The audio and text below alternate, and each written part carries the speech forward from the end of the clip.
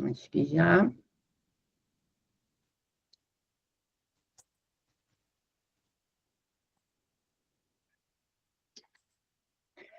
Bom, vamos começar então.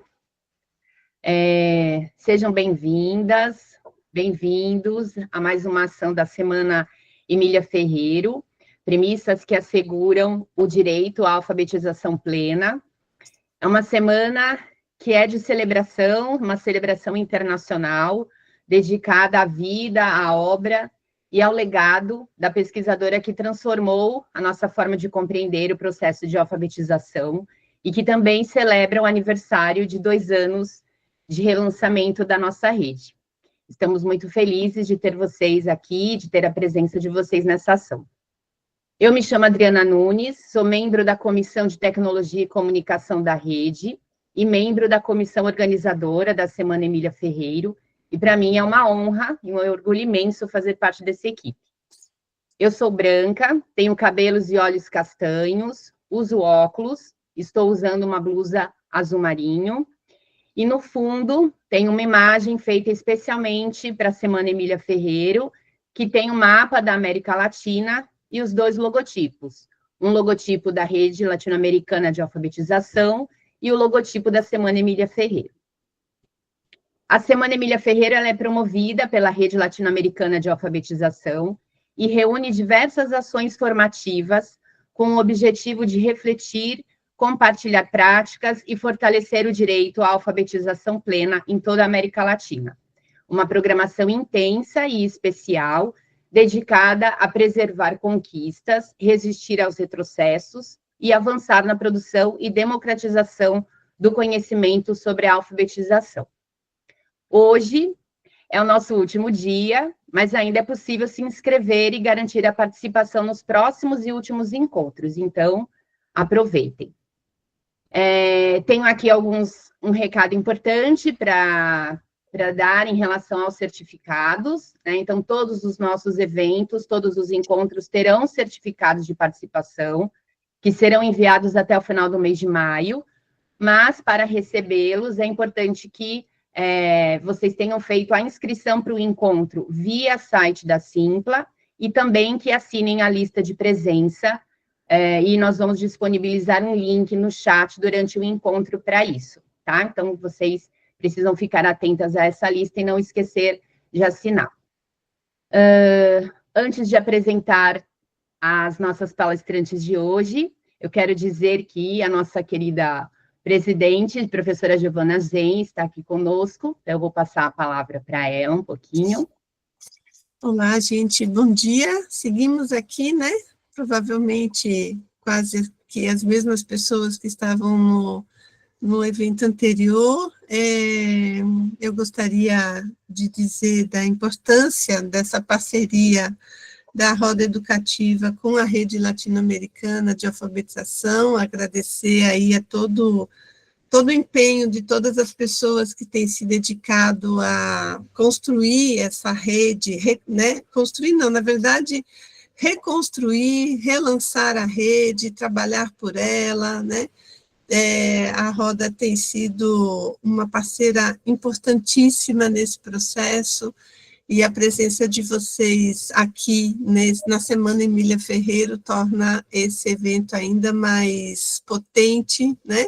Ainda mais forte para a gente poder lutar aí por uma alfabetização mais justa, mais significativa, mais democrática. Então, agradecer, né? Principalmente aí a Tereza, que está aqui nos acompanhando também, mas quem agora vai apresentar, que é nossa queridíssima Andréa Luiz, a Maura Barbosa, a Priscila Di Giovanni, que é também membro da diretoria da Rede Latino-Americana de Alfabetização, recém-eleita, recém-possada. Então, muito obrigada e que tenhamos uma boa discussão.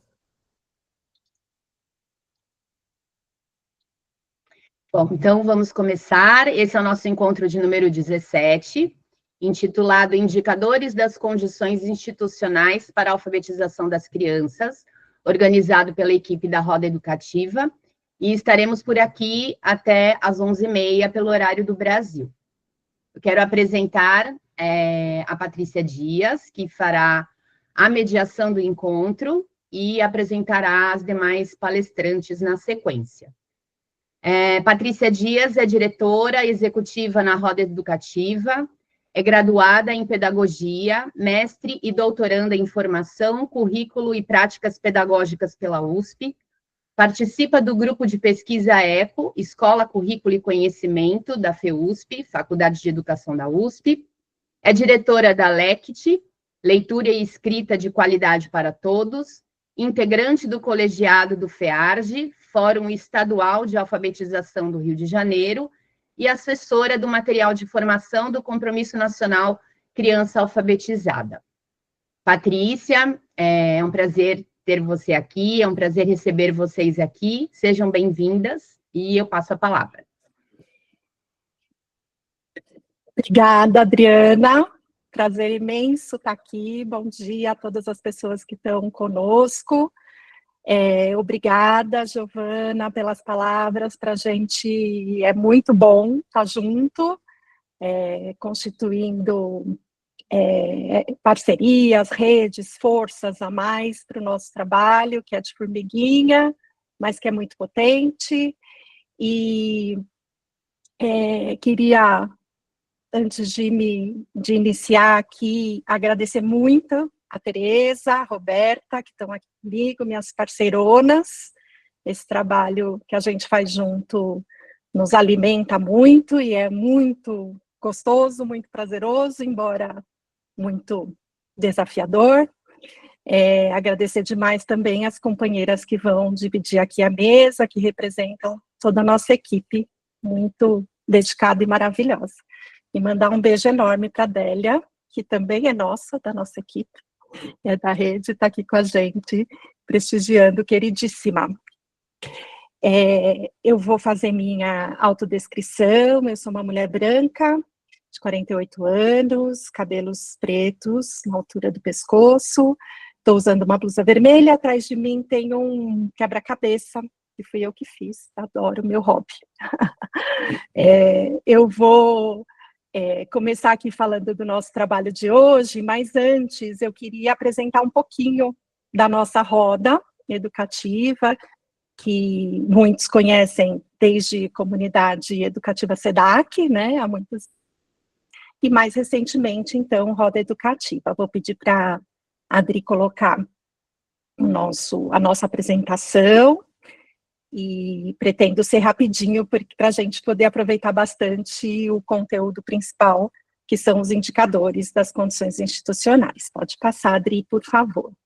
A Roda Educativa é uma organização da sociedade civil, formada por educadores e profissionais de diversas áreas, que acreditam no potencial da escola pública. A escola pública é o coração do nosso trabalho. O nosso compromisso é contribuir para uma educação democrática, transformadora, antirracista, inclusiva, e promover as melhores práticas educativas possíveis para todas as crianças, adolescentes e jovens, para que elas possam ter o seu direito de escolha, o seu direito de aprendizagem, seu direito de desenvolvimento integral garantidos. Essa é a nossa luta e trabalho diário. Pode passar, Adri. O que nós fazemos, para quem não conhece, nós desenvolvemos projetos de formação de profissionais de educação, professores, coordenadores pedagógicos, diretores, equipes técnicas de secretaria, secretários de educação, assessoramos gestores públicos, produzimos publicações, materiais para subsidiar essas práticas e desenvolvemos cursos para educadores. Eu vou mostrar um pouquinho agora o nosso site para a gente localizar a publicação que a gente vai hoje compartilhar com vocês. Aqui no nosso site vocês conseguem acessar um pouco mais de dados, né, da nossa instituição. Tem o Nós em Números, que vai mostrando os municípios que a gente está atuando atualmente, né, quantas iniciativas a gente está desenvolvendo. Depois, para quem se interessar, tem essa parte de cursos também, alguns gratuitos, alguns que vocês podem acessar, e aqui embaixo as áreas de atuação que a gente faz. Então, um pouquinho da explicação de cada uma.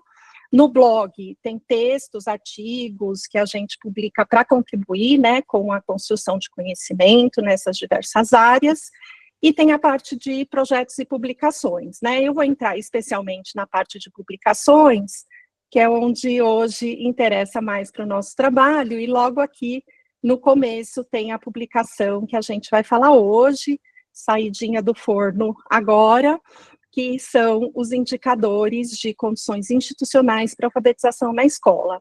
Mas tem também as outras, né? A gente acabou de vir de um outro evento, né? O evento anterior aqui da Semana Emília Ferreiro, que estava falando sobre avaliação, né?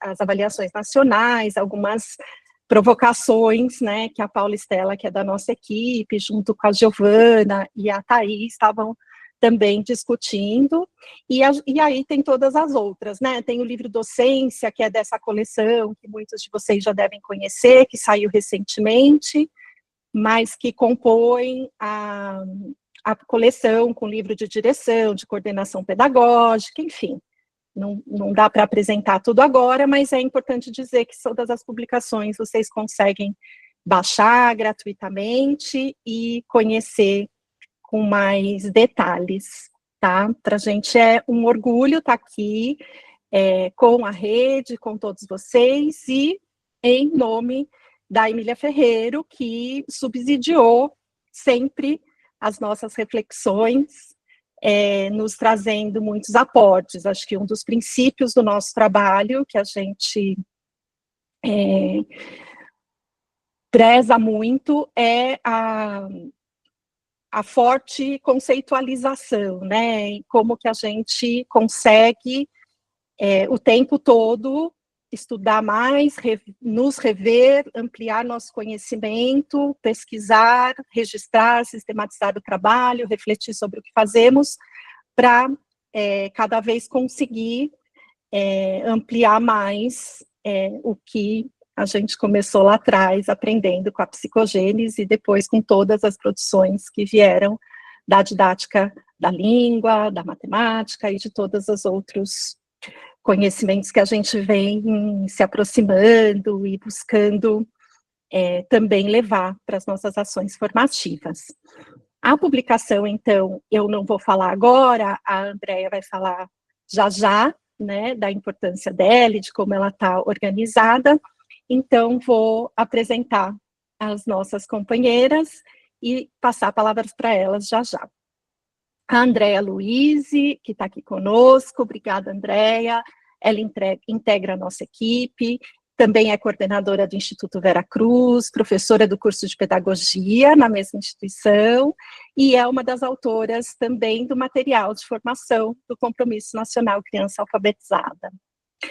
A querida Maura, que é nossa queridíssima companheira de longa data, é coordenadora pedagógica da Roda Educativa, já desde o comecinho, atua na área de gestão educacional escolar, é coautora de várias produções da Roda, que são as publicações que eu mostrei um pouquinho lá, o que revela o espaço escolar, um livro para diretores, o livro que chama Projeto Político Pedagógico, Orientações para o Gestor Escolar Entender, Criar e Revisar o PPP, Direção para os Novos Tempos e Espaços da Escola, e logo vão sair mais produções aí coordenadas pela Maura.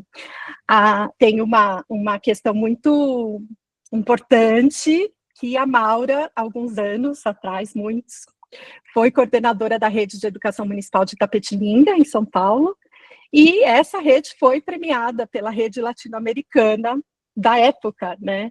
Então é muito legal estar aqui num evento desse novo momento da rede com a Maura. O trabalho de alfabetização da rede de Itapetininga foi premiado pela rede. A Ana Teberoski esteve lá pessoalmente, observando, conversando com a Maura sobre o trabalho. Então é super importante lembrar e homenagear também esse momento aqui com a Maurinha. A Priscila Giovanni, minha companheira também, é coordenadora pedagógica aqui na Roda Educativa, ela integra o corpo docente da pós-graduação alfabetização. Vocês estão me ouvindo? Deu um barulhinho?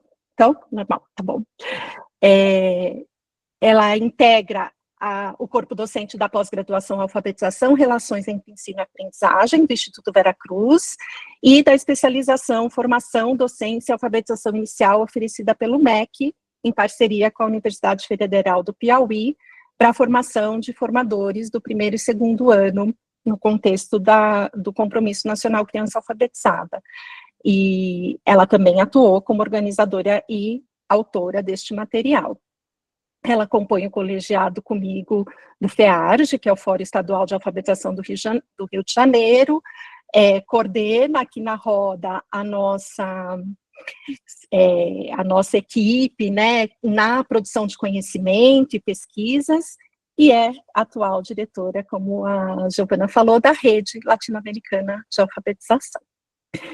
Então, agora a gente vai começar a apresentação do documento. Eu vou pedir para a Adriana colocar a apresentação aqui e vou convidar a Andréia para contar para nós um pouco sobre esses indicadores, a importância deles, como eles estão organizados.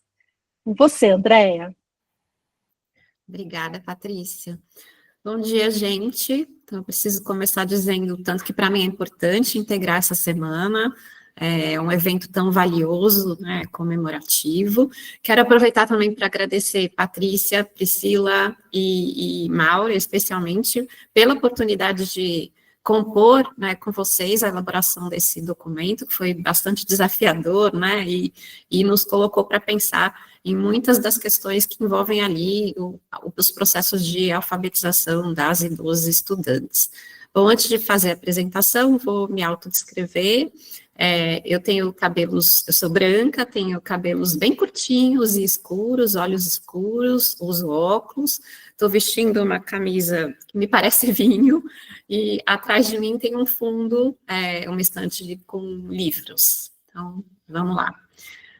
Bom, aqui na minha parte eu vou procurar apresentar os indicadores e justificar um pouco como foi esse processo e qual a importância para nós desse documento.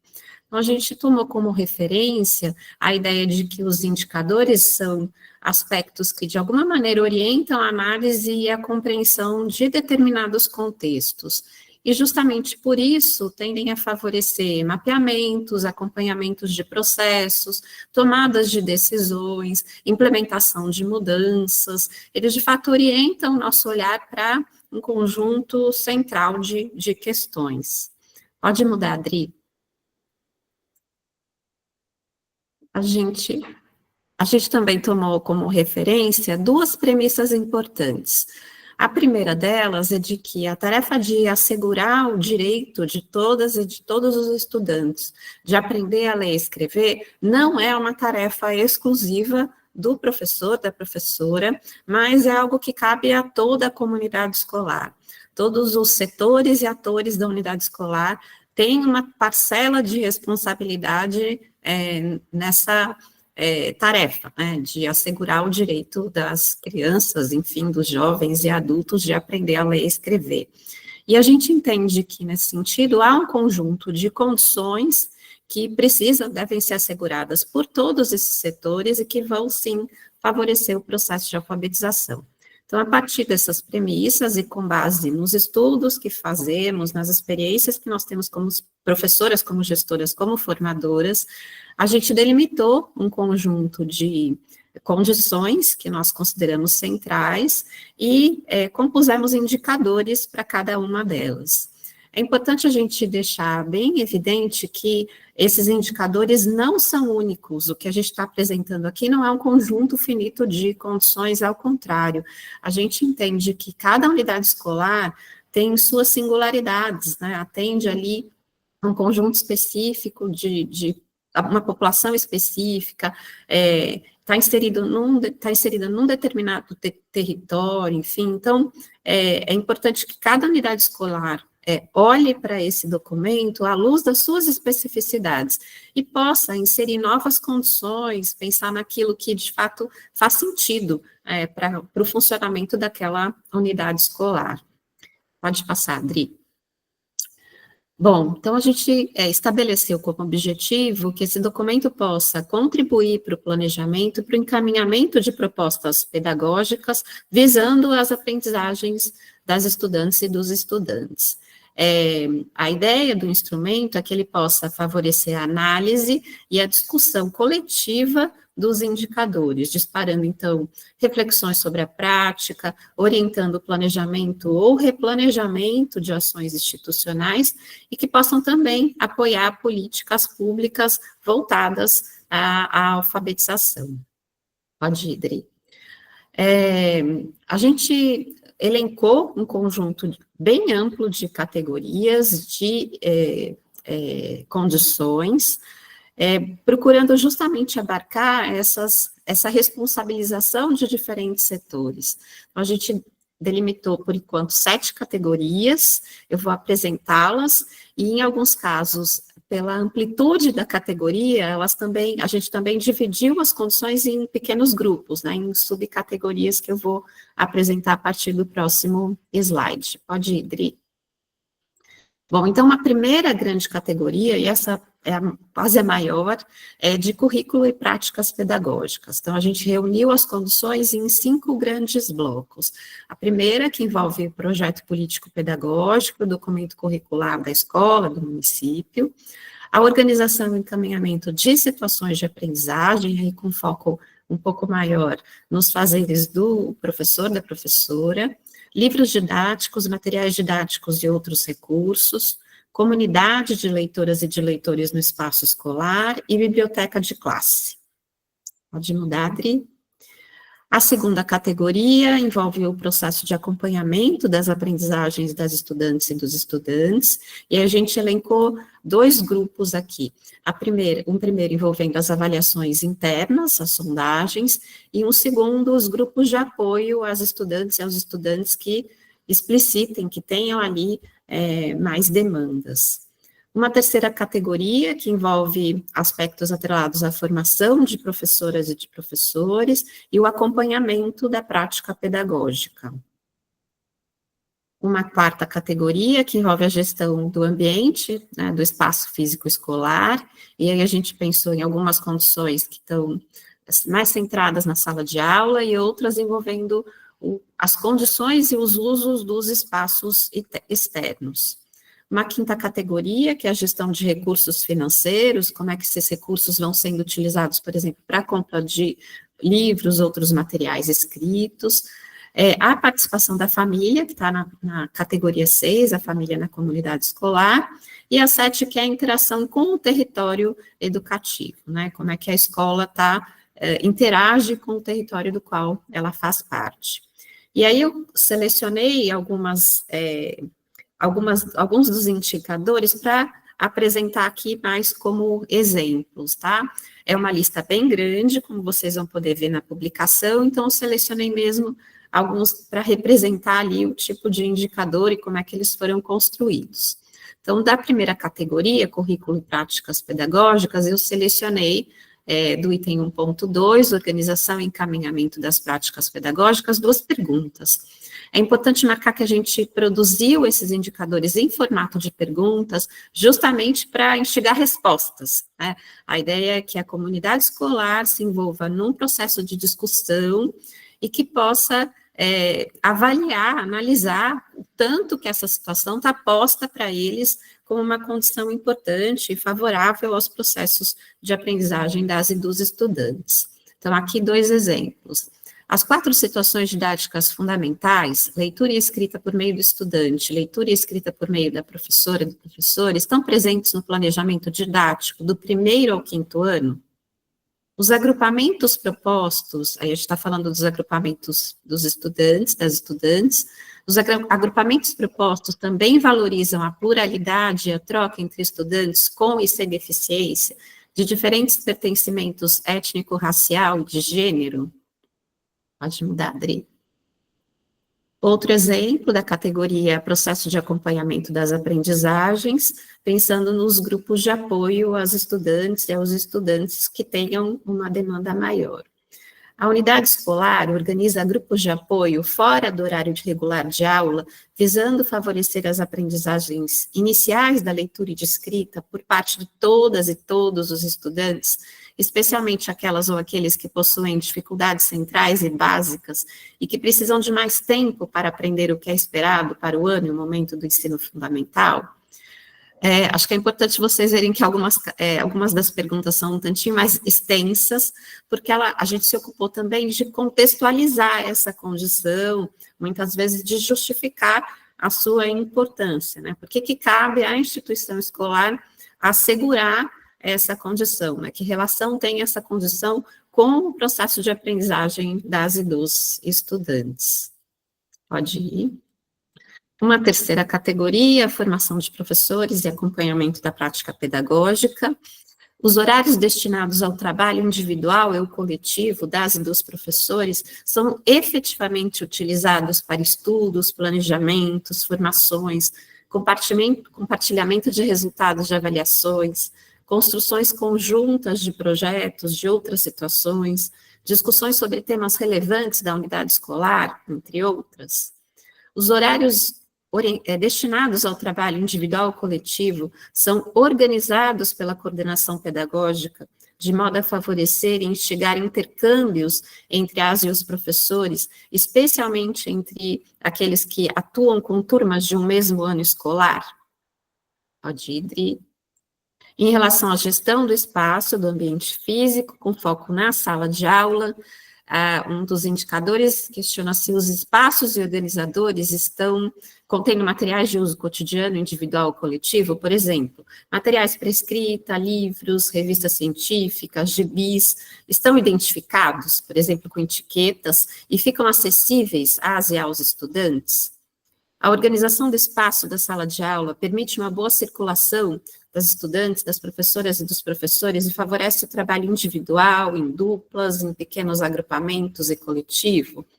E aí, para a gente pensar o tanto que também esse olhar para o espaço físico é favorecedor para as práticas pedagógicas, né? Se o espaço físico não favorece os agrupamentos, a gente tem aí um prejuízo às interações entre as estudantes e os estudantes, né? Então, a ideia é o tempo todo pensar nessa lógica, o tanto que essas condições vão trazer implicações para os processos de aprendizagem das crianças e para as práticas da equipe docente também. Pode ir. Gestão de recursos financeiros. A direção da unidade escolar gerencia os recursos financeiros destinados à compra e manutenção de livros literários e de livros não ficcionais. Pode ir. Bom, até aqui são alguns dos exemplos, eu não trouxe exemplos de todas as categorias, porque, né, o tempo é curto, mas a ideia é que pensar nesse formato das perguntas, pensar o tanto que a gente foi procurando detalhar um pouco essas condições nos indicadores para fomentar uma análise mais criteriosa por parte da comunidade escolar.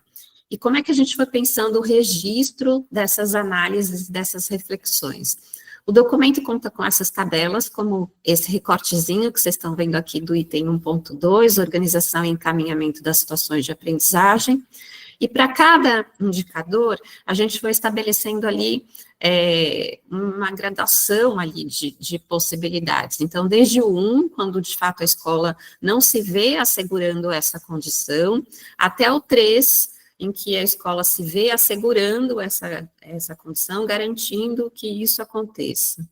E muito mais, pode passar, Dri, para nós muito mais importante do que essa pontuação é a possibilidade de que a escola e a comunidade, todos os participantes da comunidade ali, possam analisar as condições e definir quais delas vão merecer maior investimento, quais são aquelas que estão sendo amplamente asseguradas e precisam ser mantidas, o que vai ser priorizado em relação àquela categoria, aquelas condições, justamente para que se possa replanejar, se possa estabelecer novas metas, se possa voltar a avaliar à luz do que foi indicado num primeiro momento. Então, muito mais importante do que a pontuação do que o 1, 2 e o 3, é pensar o que a escola já está fazendo bem, né, e vai continuar assegurando, é bem importante, tem favorecido os processos de aprendizagem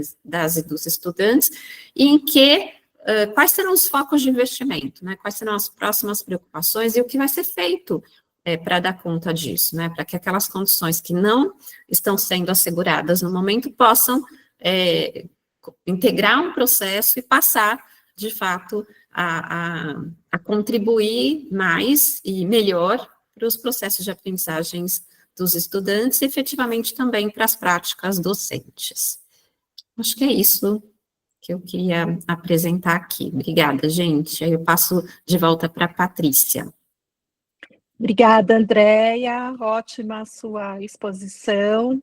Acho que, como você bem apontou, né, o sucesso na alfabetização de todas as crianças não é uma responsabilidade isolada do professor em sala de aula, embora isso às vezes seja colocado, mas a compreensão sistêmica do processo, então o material, a publicação vai toda pontuando isso, né, como você mostrou.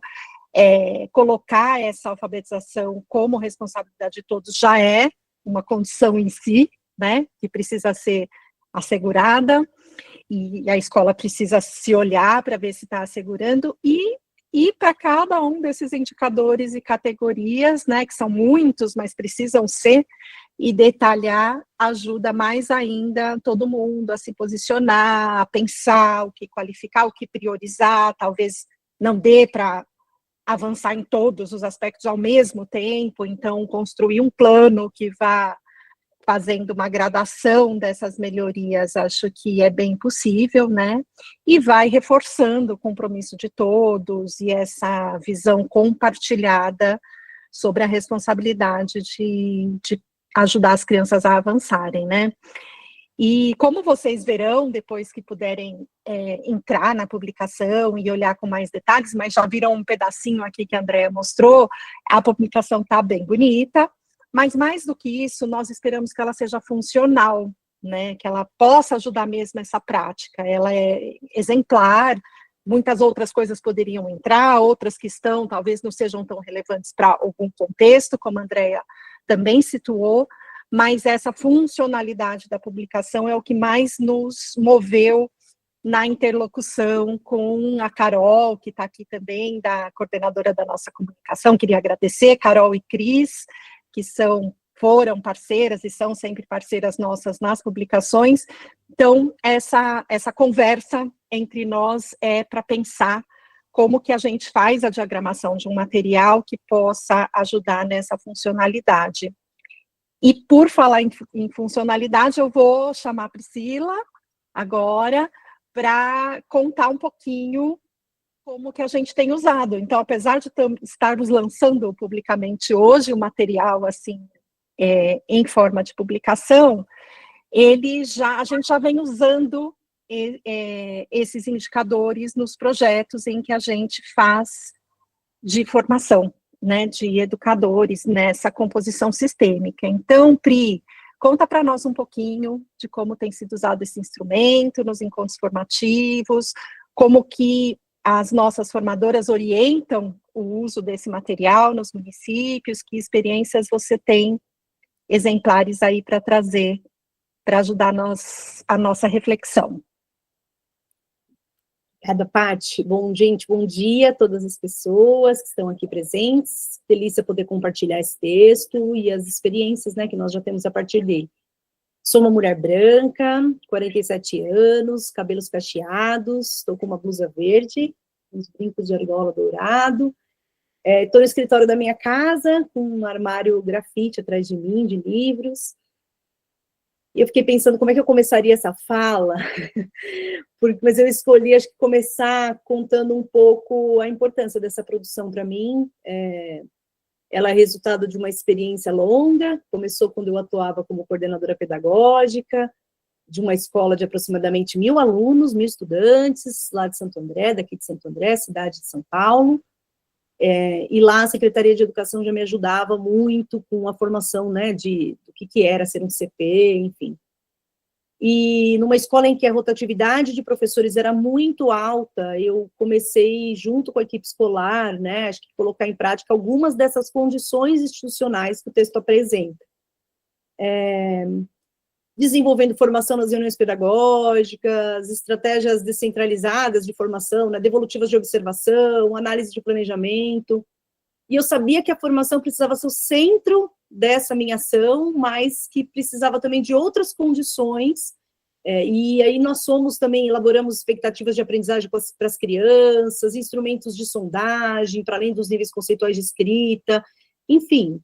Eu estou contando tudo isso aqui para vocês para dizer que eu estava longe de ter consciência de que estava apoiando na institucionalização de condições para que todas e cada uma das crianças se alfabetizasse. Então, acho que eu fazia mais entendendo o cenário, colocando em prática, apoiada pela formação que eu estava recebendo, e claro que depois, como pesquisadora, como formadora, apoiando outros municípios e escolas, eu pude avançar nessa compreensão, né, de que toda a comunidade escolar precisa se responsabilizar para assegurar o direito à alfabetização das crianças, e que um dos caminhos é essa institucionalização de ações, de condições, para que a aprendizagem e desenvolvimento das crianças, de fato, aconteça, né, e crianças, adolescentes, adultos, idosos, no caso de educação de jovens e adultos, que também é um material que pode apoiar essas condições para as escolas, né, como um todo.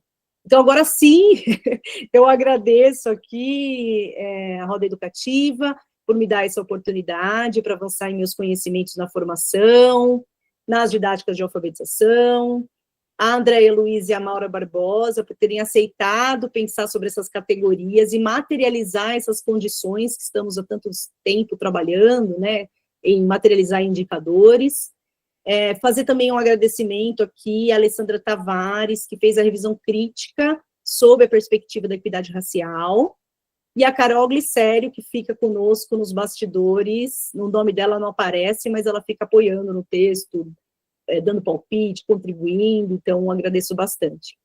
E, claro, a Rede Latino-Americana por essa oportunidade de reunir pesquisadores, educadores, para conversar hoje sobre essas experiências, sobre esses indicadores. Bom, então, acho que para responder a pergunta da Paty, agora sim, fiquei com a tarefa de falar um pouco sobre esse uso. Então, acho que eu já começo dizendo que nós fizemos uma proposta que a Andréia apresentou, de 1, 2, 3, da análise coletiva, mas acho que o mais importante, acho que usando até essa minha experiência como coordenadora, é a compreensão, acho que a gente compreender que é a tomada de consciência sobre a necessidade de institucionalizar condições como essas, né? Entender se elas acontecem na escola, como elas estão sendo desenvolvidas, em que medida elas estão institucionalizadas, e a possibilidade de elaborar estratégias para avançar, que é claro que é para isso que elas existem aí, né? Seja em uma categoria apenas, uma de cada vez, ou em alguns aspectos de cada uma das categorias, acho que tem muito a ver com esse foco, com a prioridade que a gente vai analisando e vai pensando enquanto escola, né? A gente sugere que, independente da forma do uso, que a escuta e a reflexão coletiva precisam integrar os processos de tomada de decisão. Então, acho que esse é uma premissa também importante para a gente poder pensar um pouco no uso desse material. Então, não há uma única forma de usar esse documento, mas a gente usou, queria pelo menos contar 2 experiências recentes, né, dos últimos 2 anos, num projeto que chama Trilhos da Alfabetização, que é uma parceria com a Fundação Vale, em um dos municípios do Rio de Janeiro e 3 municípios de Minas Gerais. Quem coordena comigo esse projeto é a Gisele Goller, que está aqui com a gente também. Obrigada, Gi, por estar presente. E a Érica não está com a gente hoje por um problema de saúde, mas ela também apoia toda a parte da coordenação das questões das didáticas da língua portuguesa nesse projeto. E aí na verdade, a gente não entrou com o documento e foi analisar nessa primeira experiência que eu vou contar. A gente entrou, na verdade, a partir do diagnóstico que a gente realizou no município, junto às equipes da secretaria, a gente entendeu a necessidade de apoiar na institucionalização das bibliotecas de classe e no seu uso. Então, deixa eu denominar aqui, né? A gente está falando de biblioteca de classe, as práticas de leitura e escrita de determinados textos, das culturas do escrito, que as crianças desenvolvem em diferentes momentos da rotina escolar. Então, hoje estou falando de um acervo que independente da organização, se é numa caixa, se é numa estante, se é num cantinho, que ele se constitua como um conjunto de livros e materiais organizados e intencionalmente para favorecer intercâmbio entre os estudantes em torno da literatura. Então, o foco era mesmo a implementação dessas bibliotecas de classe em todas as escolas da rede municipais, e que os professores pudessem, a partir dos livros, planejar e desenvolver situações didáticas para que as crianças tivessem acesso às práticas diárias de leitura e, ao mesmo tempo, avançassem na compreensão do sistema de escrita alfabética, né? Então, acho que atividades como registro de empréstimos de livros, sessão simultânea de leitura, leitura escrita de agendas das leituras realizadas pela professora, enfim, diferentes propostas em que as crianças têm oportunidade de participar de forma crescente, progressiva, nas culturas do escrito, exercendo práticas sociais de leitura e escrita. Então, Dri, acho que pode voltar o PPT aí, só para eu mostrar para vocês, então, como que as condições estão atreladas a essa prática, né, que acho que isso é o mais importante para hoje aqui. Pode ir, Dri. Não, desculpa, Dri, aqui só para contar para vocês que nesse projeto a gente tem uma perspectiva de uma formação, né, uma perspectiva sistêmica, que a gente faz uma formação com a equipe da secretaria, com os diretores e coordenadores pedagógicos, com os professores, então por isso que a gente também, quando fala de uma ação institucional como a implementação da biblioteca de classe, a gente entende que todos estão envolvidos e se responsabilizando por isso, né, por esse processo. Pode ir, Dri, por favor. Bom, acho que a gente não está falando do projeto aqui, tá, gente, para as condições. Os projetos talvez ajudem em outras condições. Aqui a gente está falando especificamente dessa ação da implementação das bibliotecas de classe, né, do seu uso. E aí envolve algumas dessas categorias. Dri, pode ir, por favor.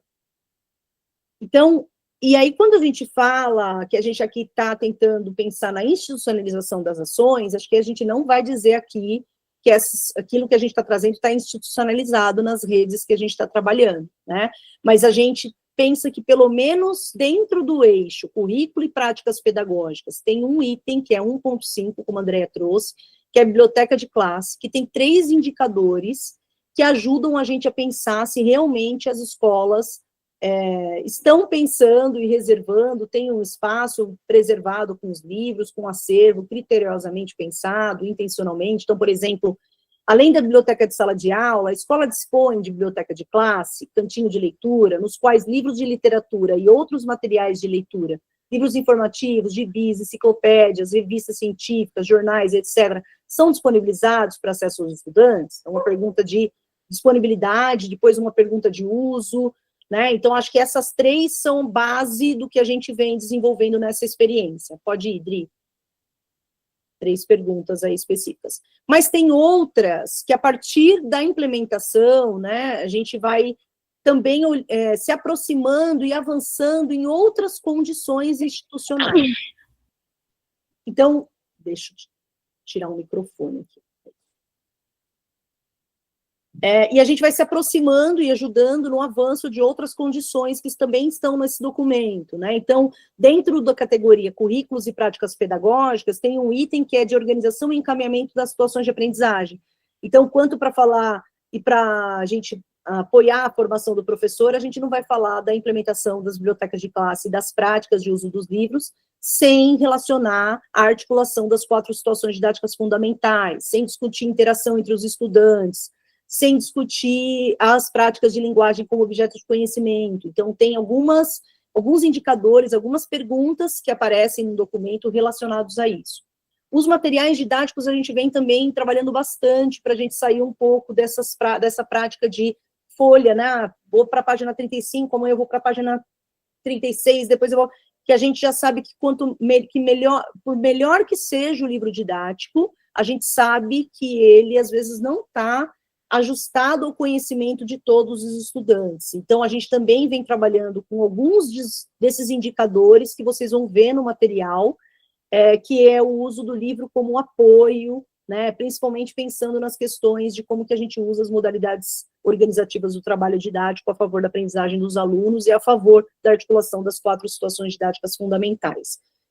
Gente, eu estou falando das 4 didáticas, situações didáticas fundamentais, nós estamos falando do ler por meio do professor e o ler pelo estudante, e a escrita por meio do professor e a escrita pelo estudante. Estou definindo aqui, porque eu não sei se todo mundo que está aqui hoje tem aproximação com a didática da alfabetização, né?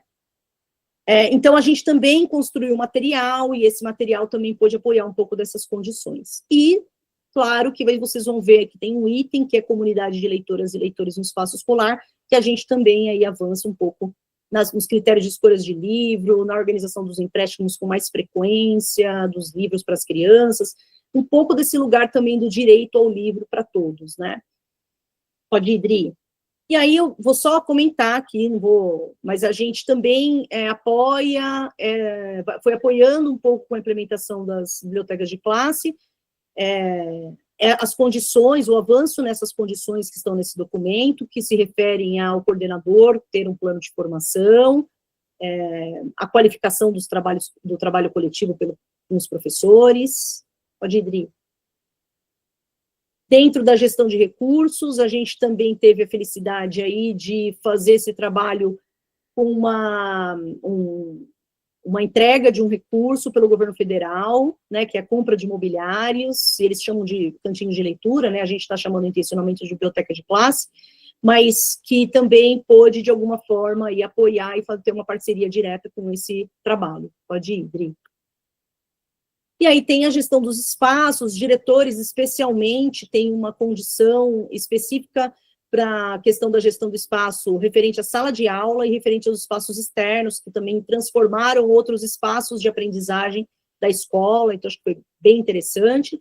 E o último, Dri, a gestão de... Último não, penúltimo, acho, é o último. E as famílias, a comunidade escolar, que os projetos em torno da literatura, que a gente também está desenvolvendo para que eles possam compreender o uso desses livros em sala de aula, também envolvem participação das famílias, né? Então, acho que vocês vão ver lá, dentro das condições que a gente escreveu e sistematizou, que aparece bastante isso. Pode ir, Dri.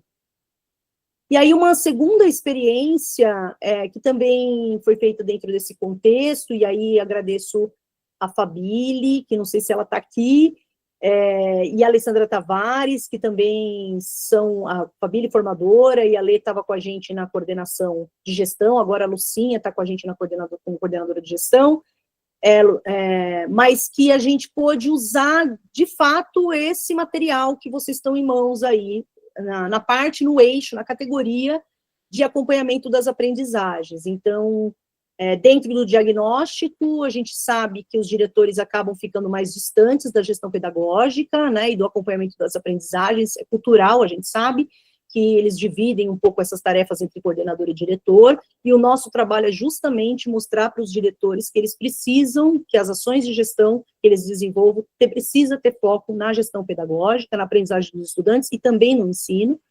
Então, a gente organizou a Fabile e a Lê organizaram com os diretores a análise desses indicadores de uma só categoria. Então, a gente não levou o documento todo, foi uma escolha feita junto com os diretores, e eles analisaram esses indicadores, então foi bem legal, que eles também puderam palpitar, né, que a gente pôde colocar um pouco em prática isso, e fizeram um plano de ação, levaram para a escola, discutiram com a equipe, e acho que o que mais importante aqui, porque eu já estou terminando, tá, Paty? Que acho que é uma questão importante aqui, que nós não sistematizamos essas condições para serem registradas em pedra. É isso daqui que são as condições, então é isso que... Não, a gente quis ter um parâmetro, né? A gente criou algo. A ideia é que os próprios municípios possam ter também um documento como esse, né? E possam adequar a sua realidade. Então, acho que o legal dessa experiência é que os diretores também puderam fazer uma adequação coletiva desses indicadores e trazer mais próximo ali da sua realidade. Então, acho que essa é um pouco do que a gente colocou lá no documento, que a hora que vocês forem analisar os indicadores propostos, trabalhar com os municípios, ou vocês que estão aqui dos municípios, a gente sugere que vocês possam fazer adequações, incluir, transformar, retirar elementos. Acho que é mesmo para favorecer essa construção de um instrumento alinhado aos pertencimentos territoriais, sociais, étnico-raciais e outros contextos da comunidade escolar. E, apesar desse esforço, né, para a gente contemplar esses diferentes contextos, a gente sabe que não é possível atender todas as necessidades locais, e também nem é essa a intenção desse documento, gente, né? Acho que o objetivo é oferecer uma ferramenta de orientação, que permita uma revisão sensível, contextualizada das condições institucionais, assegurando aspectos fundamentais para a aprendizagem das crianças, né, jovens, adultos, adolescentes, e sugerimos que as adequações também acolham a diversidade que marca o cenário educacional brasileiro. Então, a gente está falando de escolas de campo, indígena, quilombolas, urbanas, periféricas, rurais, ribeirinhas, localizadas em ilhas.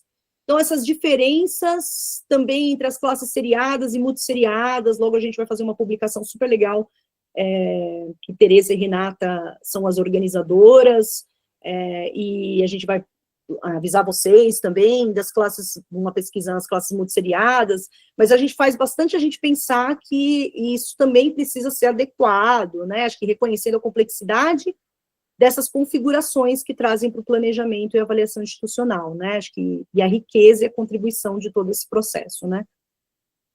Bom, a gente também tem uns materiais que depois eu vou pedir para a Cris, ou eu mesmo coloco daqui a pouquinho, que é Informação na Escola, que traz um pouco da biblioteca de classe, não fala dessa experiência, né, que a gente está trazendo aqui, mas traz bastante coisa bacana, que tem projetos, sequências didáticas, e traz um pouco também, caso vocês queiram aí também conhecer essa publicação.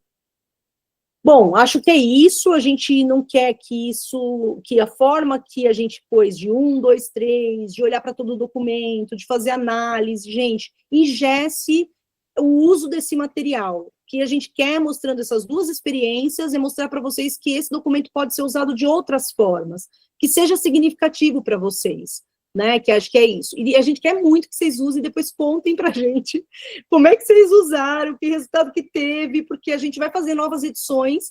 Andréia, eu e Maura olhamos a última revisão e já falamos, meu Deus do céu, faltou uma coisa, meu Deus do céu, isso aqui tá não sei o quê, meu Deus, a gente sempre vai ter coisas para poder pensar, e acho que a contribuição de todo mundo vai ser super legal também nesse processo. E, gente, só para terminar, nada disso, acho que a gente não conseguiria ter esse conhecimento se não fosse a Emília Ferreiro, todo o legado, toda a construção de conhecimento que a gente tem a partir dos estudos, e, claro, né, quem trouxe todas essas ideias para o Brasil, que é a professora Thelma Vaz. Não teríamos esse conhecimento acumulado e sistematizados aqui se não fossem elas. Então, fico muito emocionada já, porque não tem jeito, né? Mas queria muito agradecer. Então, Paty, devolvo a palavra para você, para não passar vergonha aqui de emoção. Obrigada, Pri. Acho que vale a pena também mostrar a emoção. Não segura, não. Isso é importante. Muito bacana. Acho que você trouxe experiências muito legais. Acho que a análise dos indicadores não acaba quando é feita, né?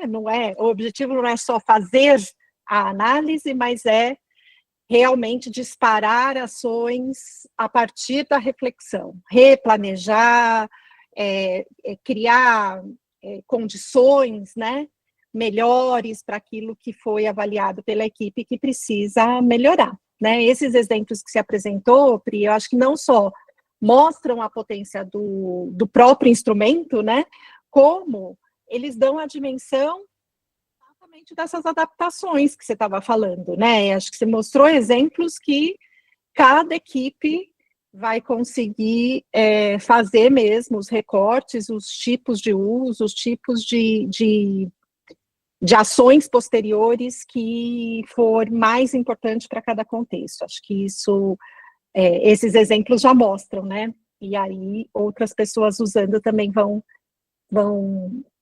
aumentando esse repertório de exemplos, acho que bem legal. O diagrama que você mostra da ação da biblioteca de classe, e depois essas bolinhas, né, que foram rodando, eu acho que elas mostram muito claramente que aquilo que eu falei lá no comecinho, que o professor não pode estar sozinho, né, que tem muitas condições que precisam ser asseguradas, não só pelos outros colegas da equipe escolar, como de setores que estão fora também da escola, que estão em outra secretaria, talvez não só na Secretaria de Educação, né? Então, acho que é bastante complexo, e por isso a gente tem que tratar como complexo, né? Não tem como simplificar aquilo que é complexo, e acho que tem como tentar organizar instrumentos, formas, estratégias que vão contornando essa complexidade para a gente poder agir, que eu acho que é o mais importante, né?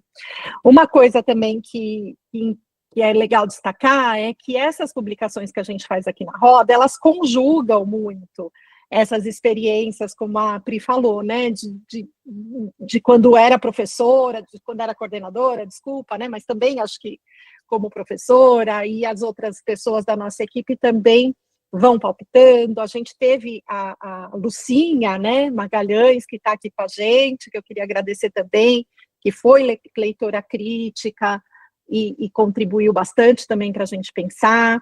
E nas próprias reuniões que a gente faz, a gente sempre vai trazendo, né, esses pensamentos e agindo de forma coletiva, acho que como a gente quer que lá na escola também aconteça. E agora, nesses minutos finais aqui, eu queria chamar a Maura, que vai trazer reflexões para a gente também nesse sentido, né, de como não parar só no 1, 2, 3 do documento para cada categoria, para cada indicador. Maurinha, traz para a gente essas reflexões, conta para a gente como é que elas podem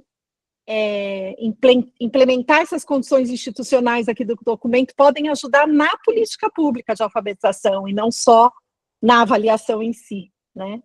A palavra é sua. Ah, tá. Gente, um prazer imenso estar aqui com todos vocês. Imagina a emoção, né? Quando a Patrícia traz a questão, né, de anos atrás, mas eu vou falar disso depois. Então, eu queria me apresentar para vocês o seguinte: eu sou uma mulher branca, de cabelos curtos, bem brancos, né? Estou de óculos vermelho, eu tenho 72 anos, então sou professora, né? Desde os 15 anos, eu vou contar um segredo para vocês. Eu fui professora do Mobral com 15 anos.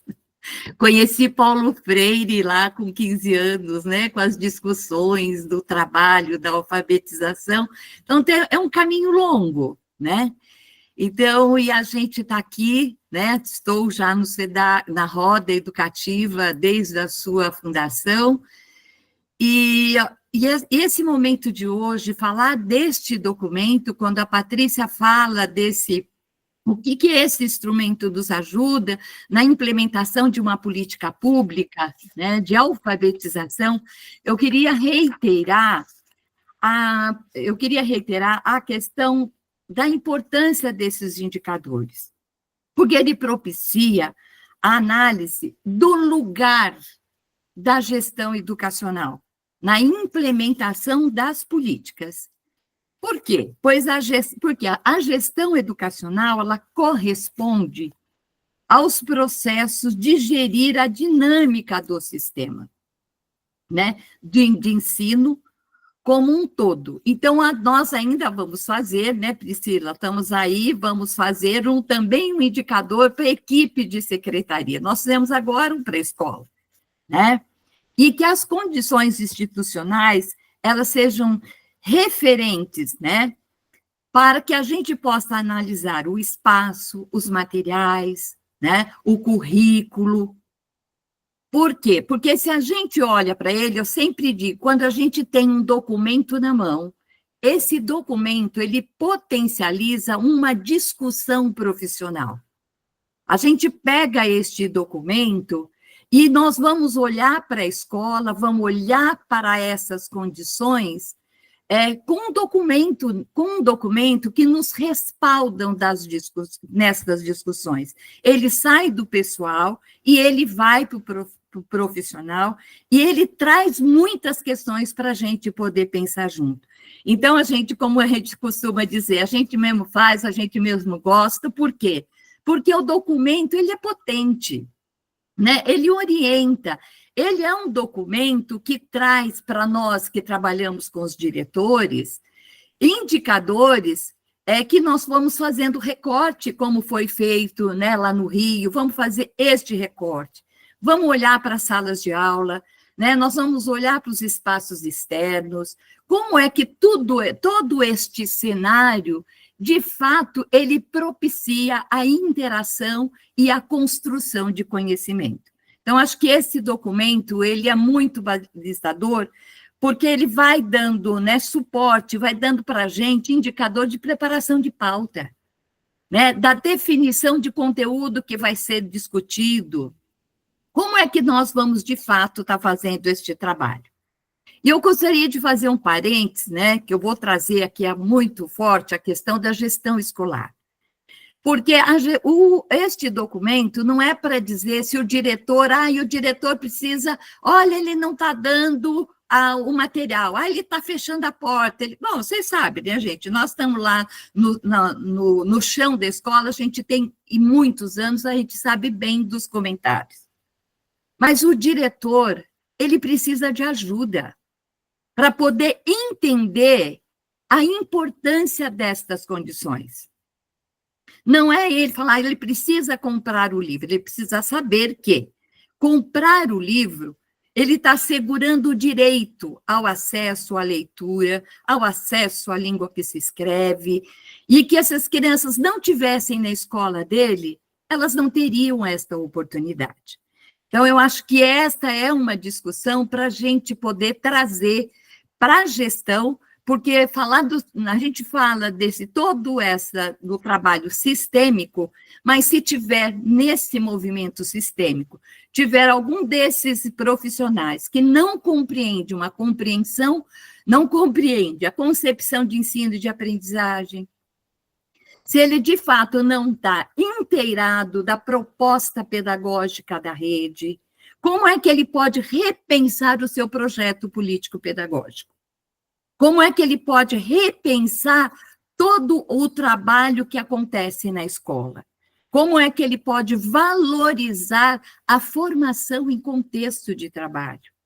Então, quando a gente fala a fazer a formação em contexto de trabalho, é o espaço que os professores têm, juntamente com o coordenador, de discutir a prática de sala de aula. Então, o documento, os indicadores vão dando elementos para que o diretor possa ampliar conhecimento sobre gestão, que ele possa ampliar todo o seu conhecimento de gestão com foco na gestão da aprendizagem.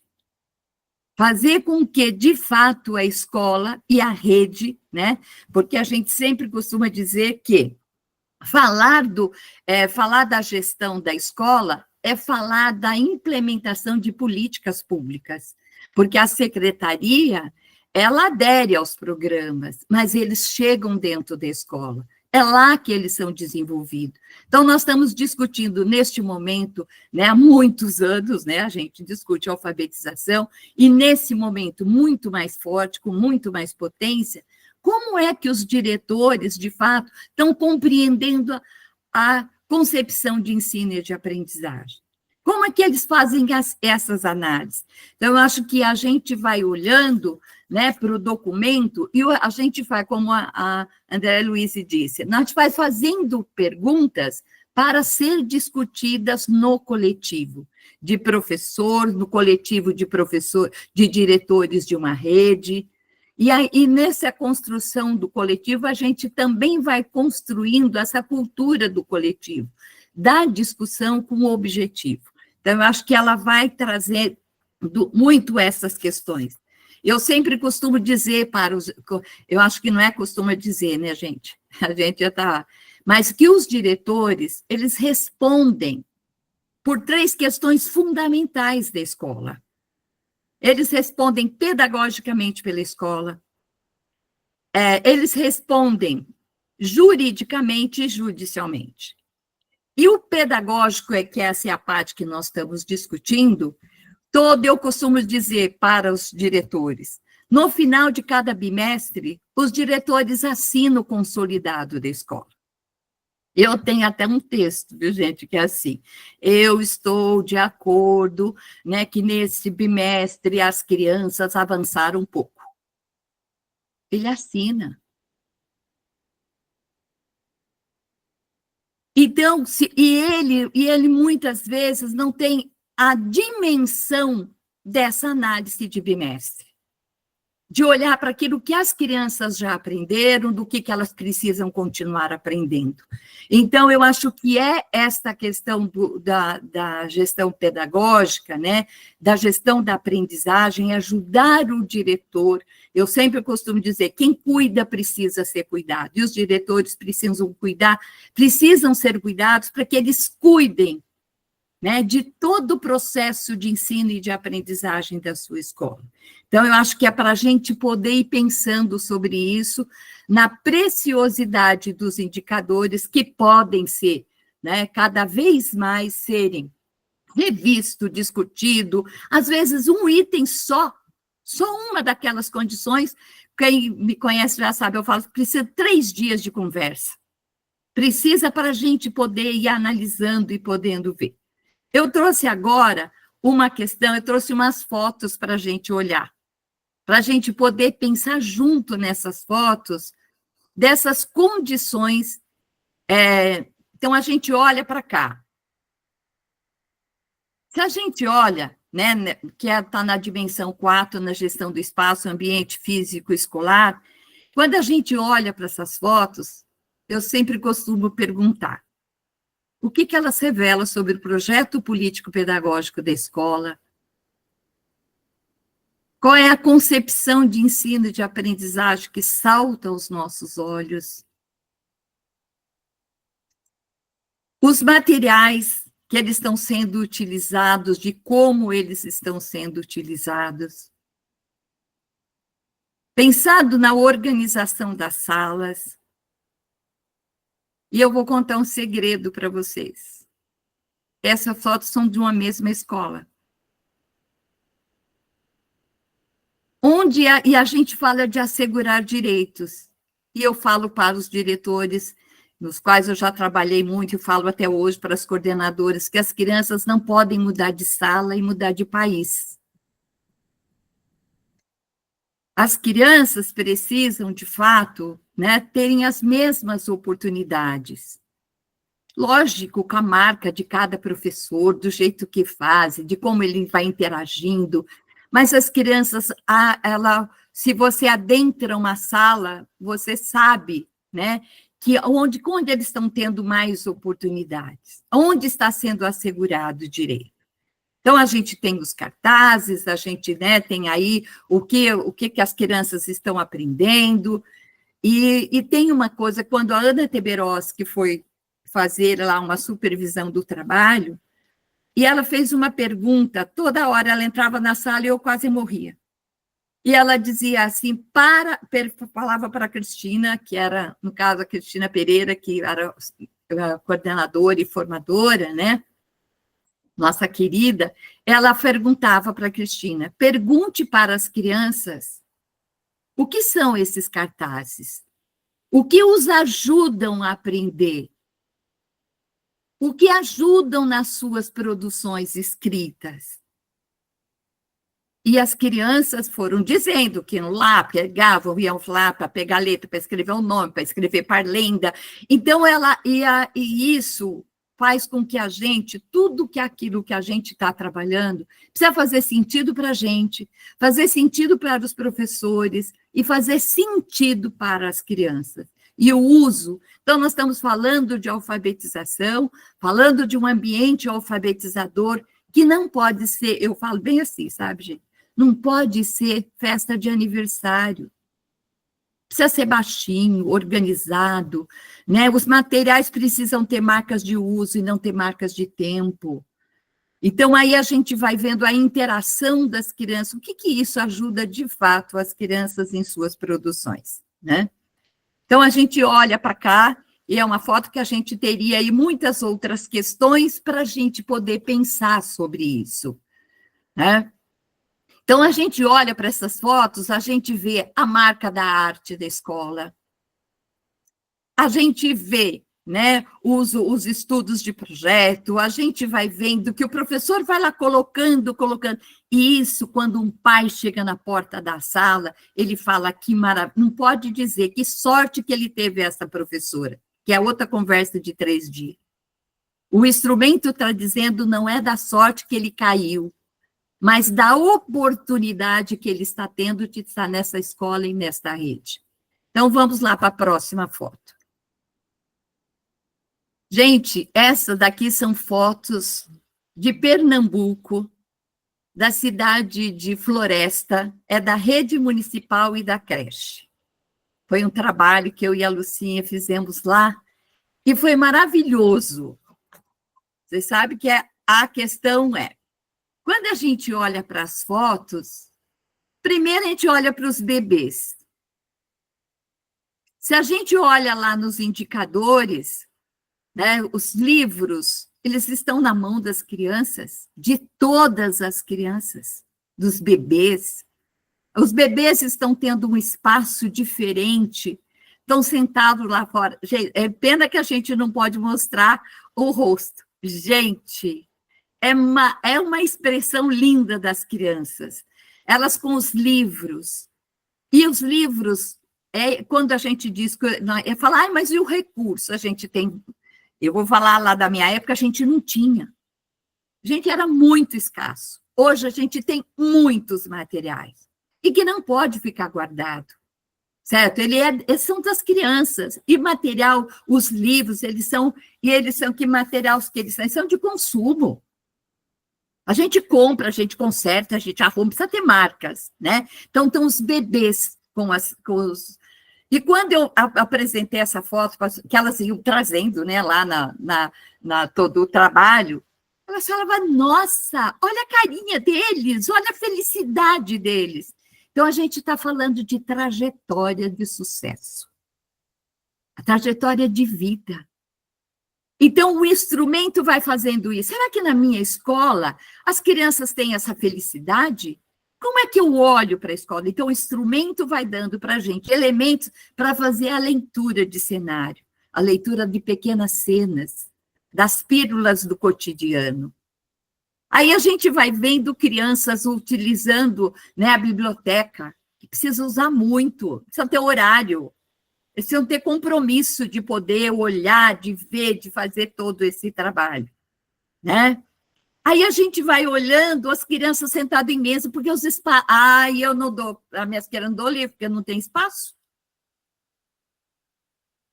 Então, a gente vê uma diversidade de espaço, né? Então, eu acho, quando eu vi essa foto, em que as crianças estão pegaram os livros, estavam no momento lá, né, que a professora propôs a leitura de diferentes livros, a professora pôs uma toalha na mesa. Olha a delicadeza, a organização, não é para sujar o livro, mas era porque é um banquete, é oferta, está oferecendo o que é mais precioso, porque era de poucos, e agora a gente precisa falar que é de muitos. A leitura não é para poucos, é para todos. E quanto mais pobre forem as crianças, mais bonito tem que ser o livro, mais o texto mais bonito, o texto mais qualificado, porque muitas deles só vão ter essa oportunidade na escola, ou estão tendo na escola.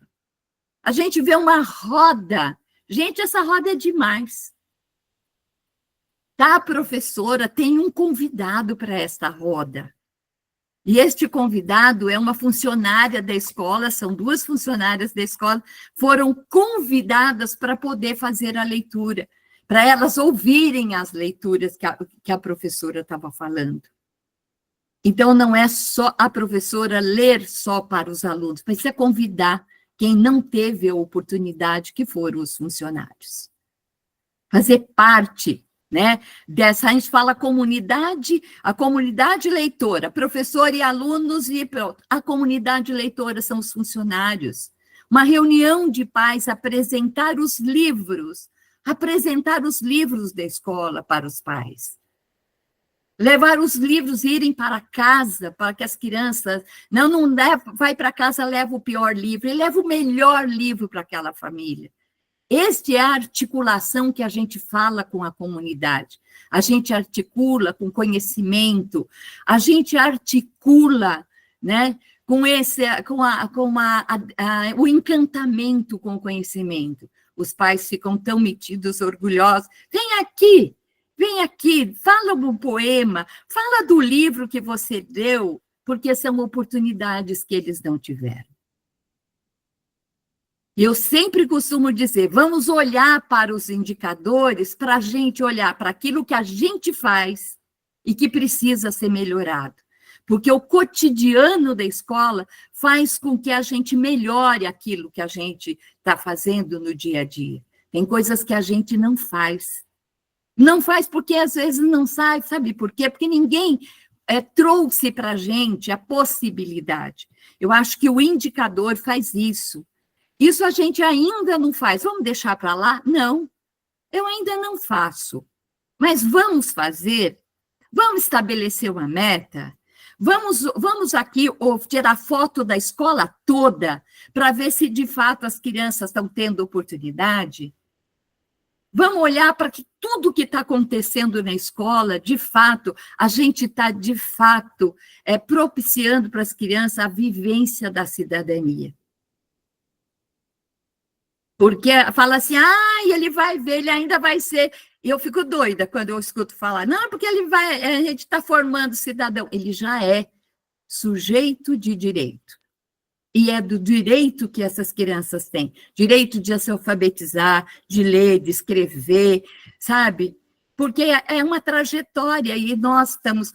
Cada vez mais a gente vai se sentindo comprometidas, corresponsável com a trajetória de sucesso das crianças. Eu acho que a gente olha para essas fotos e vamos imaginar quais são as cenas que a gente vê na nossa escola.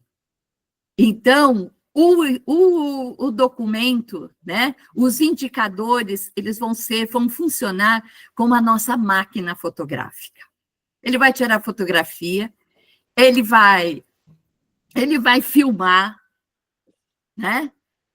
Ele pode filmar, e nós podemos, mas hoje a gente não revela, né, a foto, mas a foto já vem inteira para a gente. A gente pode apagar a foto. Mas o que ficou na memória, a gente quer que fique cutucando, porque são crianças de direito. Falar de alfabetização, quando dizia a Emília, né, que ela trazia, né, a gente não é fazer Eu fico emocionada de falar dela, né? Porque em 93, as crianças da rede de Itapetininga, 80% saíam alfabetizadas da rede. Davam trabalho para o primeiro ano, que queriam realfabetizar as crianças. Escreveu sobre isso, vários documentos sobre isso. E aí diziam, nossa, mas criança não pode alfabetizar. Falei, pobre, não pode mesmo. Os ricos, com 5 anos, estão lendo e escrevendo. Por que os pobres não podem? As pessoas de pouca oportunidade não podem. Então, é a escola este lugar. Então, é um prazer imenso mesmo a gente estar com este documento na mão e este documento provocar muitas discussões. Não é, de forma alguma, atribuir 1, 2 e 3. A gente vai pular amarelinha, 1, 2 e 3. Mas nossa, ele não é para acender luz, é para tomar decisões em prol da alfabetização destas crianças. Maurinha, acabou. Desculpa te interromper, mas não ficaria aqui o dia inteiro. Está todo mundo muito emocionado, aqui no chat, nos bastidores. Muito obrigada, a sua fala é muito potente. Trazer as fotos foi fechar com a chave de ouro mesmo. E desculpa ter que te interromper. Estava uma delícia te ouvir, mas o tempo vai pressionando. Obrigada. Foi lindo. Só precisa lembrar de falar para a Maura. Maura, fala do cachecol. Gente, eu não quero dizer para vocês, mas é o seguinte, este cachecol, esse lenço, ele é muito importante, ele é para pôr dia de festa. Eu estou aqui hoje festejando, né, a Emília Ferreiro com o presente que ela me deu. Olha só, que lindo, Maura, que orgulho. Muito bom, tinha que falar mesmo. Super obrigada, Maurinha. Eu acho que você foi dando exemplos muito claros você ficou dialogando com a gente, com as pessoas da escola, com as crianças que estavam nessas fotos, representando todas as demais, e esse diálogo acho que mostrou para a gente, né, que tanto o projeto político-pedagógico quanto o documento curricular que aquela unidade segue precisam estar alinhados com esses princípios de equidade, o princípio de compromisso, né, de superar as desigualdades, de fazer com que todo mundo, independente de gênero, raça, deficiência, nível socioeconômico, possa ter condições suficientes de ter seus direitos garantidos, e acho que isso vale para todas as ações e decisões que as políticas públicas precisam guiar, né, as decisões que uma diretora, né, você colocou muito o olhar, né, para essa rede que também apoia o diretor e que ele pode, então, entender os princípios para fazer parte, né, dar as mãos para os demais e decidir, né, são decisões muito sérias que a escola toma, né, que o sistema toma de reprovação, de rendimento, de aprovação, lidar com a evasão, lidar com a distorção e idade série, que são decisões que lidam com a vida de cada uma dessas crianças, né. Então, acho que a gente tem aí bastante trabalho a fazer e a gente espera que esse documento possa nos ajudar com esse trabalho. Infelizmente, o tempo está curtinho, eu queria saber se alguém quer abrir o microfone e fazer algum comentário, alguma pergunta, mesmo com o tempo curtinho, a gente pode ficar aqui uns minutinhos, levanta vários aqui, né, muita gente agradecendo, reforçando a potência do trabalho, a Thaís, a dela, fala aqui da relação entre os usos dos indicadores e o olhar do cotidiano, e que ela vai estudar mais. A Roberta colocou uma coisa que não estou achando aqui, mas que faz muito sentido, né, que é um documento, acima de tudo, formativo, e eu acho que vocês três foram falando dessa dimensão, né, ele avalia, mas é uma avaliação dentro de um contexto coletivo, dentro de um contexto de formação, e não de culpabilização, né, acho que é longe desse tipo de ação. Muita gente festejando, elogiando a equipe, elogiando o trabalho. Eu também vi alguns comentários, né, sobre essa complexidade, que eu acho que a gente vai apresentando.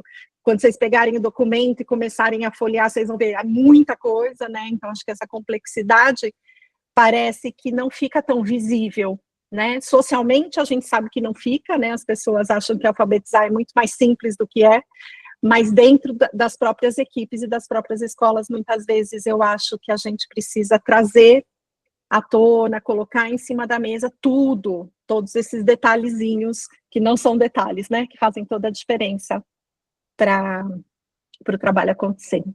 Adri, passo para você para fechar, e agradeço muito todo mundo que esteve aqui conosco. Muito aprendizado, muita pensação para a gente também. Bem, então, infelizmente, a gente tem que ir seguindo para o encerramento do nosso encontro. Queria agradecer demais a presença de vocês. Queria mencionar aqui, agradecer a presença nessa sessão da nossa querida Adélia Lerner, né, que é uma professora querida, uma pesquisadora, né, essencial, membro do Conselho Consultivo e presidente emérita da rede. Ela esteve conosco nesse encontro. Agradecer a participação de vocês, meninas, da Roda Educativa, uma participação tão importante, mas também afetiva, emocionante, foi muito lindo, muito obrigada. Queria agradecer a todos os participantes que estiveram aqui nessa sala, relembrar, para não esquecerem de assinar a lista de presença que está aí no chat. Para quem ainda não fez, ainda dá tempo de fazer inscrição para os últimos encontros da semana, que termina hoje. Infelizmente, estamos chegando ao final. E muito obrigada e até mais.